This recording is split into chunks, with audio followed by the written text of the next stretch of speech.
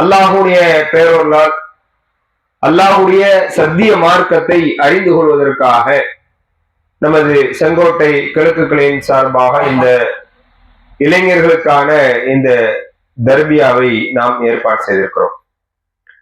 இந்த தர்பியாவினுடைய நோக்கம், அதனுடைய பேனர்ல உங்களுக்கு தெரியும், நல் ஒழுக்க பயிற்சி வகுப்பு. நாம இந்த தர்பியா வகுப்புல நன்மையான விஷயங்களை அறிந்து கொள்வதற்கும் அதன்படி நம்முடைய வாழ்க்கையில் செயல்படுத்துவதற்குமாக அல்லாஹ் நமக்கு தந்திருக்கின்ற ஒரு நல் வாய்ப்பு. ஏனென்று சொன்னால், இந்த வாய்ப்பு என்பது எல்லோருக்கும் கிடைக்கக்கூடிய வாய்ப்பு அல்ல. இன்றைய கால சூழ்நிலையில நாம எல்லாருமே ரொம்ப ஒரு நெருக்கடியான ஒரு காலகட்டத்துல இருக்கிறோம். அப்படி என்ன நெருக்கடியான காலகட்டம் அப்படின்னு பாத்தீங்கன்னா, ஏதாவது போர் வரப்போகுதா? இல்ல. வெள்ளம் ஏதாவது நம்மளை சூழ்ந்து இருக்குதா? இல்ல. சுனாமி ஏதாவது வந்திருக்குதா? இல்ல. இல்ல பஞ்சத்துல இருக்கிறோமா? இல்ல. நோய் ரொம்ப தலைவிரிச்சு ஆடி நம்ம ஏதாவது பிரச்சனையில இருக்கிறோமா? இல்ல. இதெல்லாம் தாண்டி நெருக்கடியான காலகட்டம் என்பது என்னவென்று சொன்னால், நம்முடைய உள்ளம் சார்ந்த அந்த ஈமானை பரிதவிக்கக்கூடிய நிலையில, ஈமான் பறிபோகக்கூடிய நிலையில உள்ள, அதுதான் ஒரு நெருக்கடியான காலகட்டம். வேற ஒண்ணும் கிடையாது. நமக்கு எல்லா விதமான வசதி வாய்ப்பையும் எல்லா விதமான தேவைகளையும் அல்லாஹ் நிவர்த்தி செய்யக்கூடிய வகையில தான் நாம என்ன செஞ்சிருக்கிறோம், இன்னைக்கு வாழ்ந்து கொண்டிருக்கிறோம். ஆனா நெருக்கடியான காலகட்டம் என்பது இது கிடையாது. நான் என்ன சொல்றேன் அப்படின்னா, நாம இப்ப இருக்கக்கூடிய இந்த சூழல் ஈமானுக்கு நெருக்கடியான ஒரு காலகட்டம், இறையச்சத்தை விட்டு நம்மை அப்புறப்படுத்தக்கூடிய ஒரு காலகட்டம். அந்த நெருக்கடி தான் இந்த நெருக்கடி.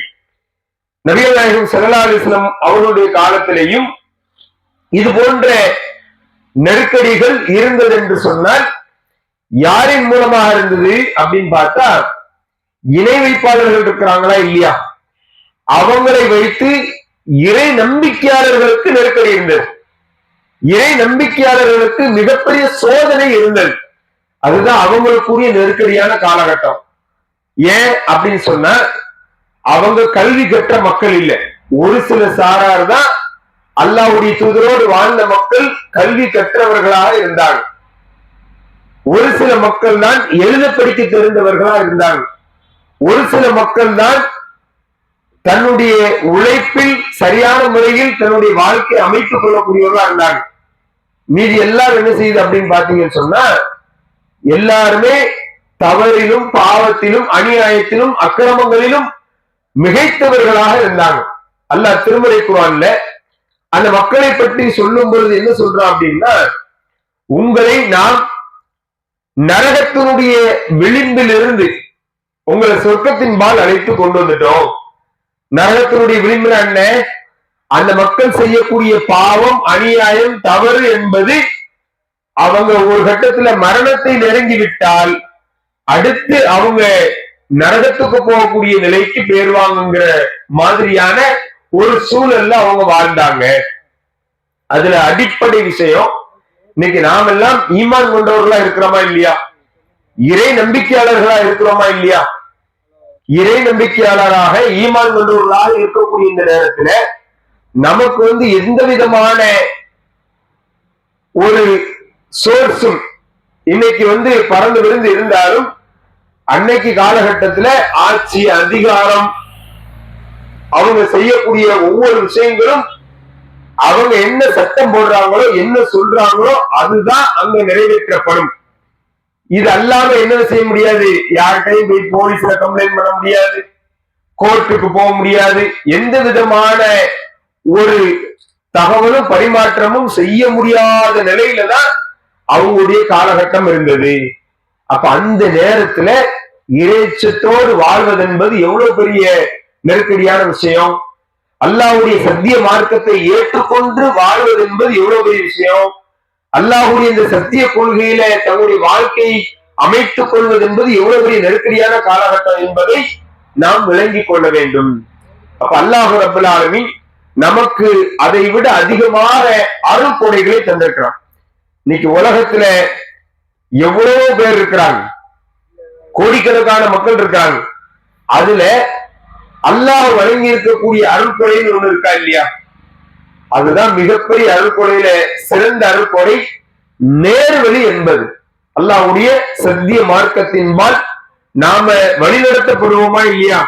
நாம சென்று கொண்டிருப்போமா இல்லையா? இதுதான் அல்லாஹ் நமக்கு கொடுத்திருக்கக்கூடிய நேர்வழி. அந்த நேர்வழியைத்தான் இந்த உலகத்தில் வாழக்கூடிய எல்லா நபிமார்களும் அடைந்தாங்க.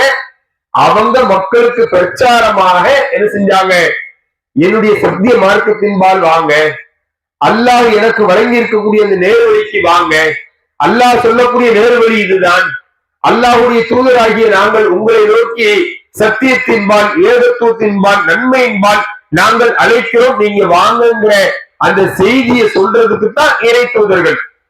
அப்ப அப்படிப்பட்ட ஒரு தருணத்துலதான் அந்த சத்திய சஹாபாக்கள் நபிகள் நாயகம் ஸல்லல்லாஹு அலைஹி வஸல்லம் அவர்கள் மூலமாக பல்வேறு விதமான செய்திகளை சொல்லப்பட்டு, இது தவறு, இது பாவம், இது நன்மை, இறைவனை மட்டும்தான் வணங்க வேண்டும், பிறருடைய பொருளுக்கு ஆசைப்படக்கூடாது, கற்பொழுக்கம் பேணி நடக்கணும், பேச்சில் எப்படி நடக்கணும் சொல்லி மக்களுக்கு சொல்லக்கூடிய உபதேசங்கள் அனைத்தும் சொர்க்கத்தின்பால் அழைக்கக்கூடிய வகையில தான் இருந்துச்சு.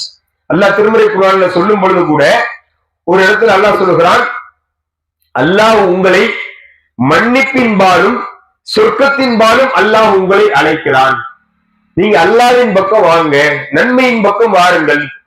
எல்லாருக்கும் பள்ளி வாசல்ல ஒவ்வொரு நாளும் 5 நேரம் தொழுகைக்காக பாங்கு சொல்லப்படுதா இல்லையா? நம்ம காதுல கேட்கல. பாங்கு சொல்லப்படக்கூடிய அதனுடைய முழு அர்த்தம் நம்மள நிறைய பேருக்கு தெரிஞ்சிருக்கிறோமா இல்லையோ தெரியல. ஆனால் அதுல என்ன? ஹய்யா அலஸ் ஸலாம், தொழுகையின் பக்கம் வாருங்கள், ஹய்யா அலல் ஃபலாஹ், வெற்றியின் பக்கம் வாருங்கள் என்று நமக்கு பிரத்யோகமாக அல்லாஹ் மூலமும் அல்லாஹ்வுடைய தூதர்கள் மூலமும் இந்த செய்தி சொல்லப்பட்டு பள்ளிவாசல்கள்ல நமக்காக பிரத்யோகமாக நன்மையின் பக்கம் வாருங்கள், வெற்றியின் பக்கம் வாருங்கள் என்று தினசரி 5 முறை அழைப்பு விடப்படுகிறது. ஆனா இதை நோக்கி வராமல் மக்கள் என்ன செய்வாங்க? அலட்சியப்படுத்தியவர்களாக, அலட்சியம் கொண்டவர்களாக இருக்கிறத நம்ம பார்க்கிறோமா இல்லையா? அப்ப இந்த மாதிரியான நேரத்துலதான் அல்லாஹ்வுடைய தூதர் என்ன செய்யறாங்க? அந்த மக்களை நரகத்தினுடைய விளிம்பில் இருக்கக்கூடிய, நரகத்துக்கு போகக்கூடிய பாவத்தை செய்யக்கூடிய மக்களை அல்லாஹ் இந்த தூதரின் மூலமாக, இந்த சத்திய திருமறை குர்ஆனின் மூலமாக அந்த மக்களை அல்லாஹ்வுடைய சத்திய மார்க்கத்தின்பால் அழைக்கிறான். அந்த மக்கள் எப்படி இருந்தாங்க?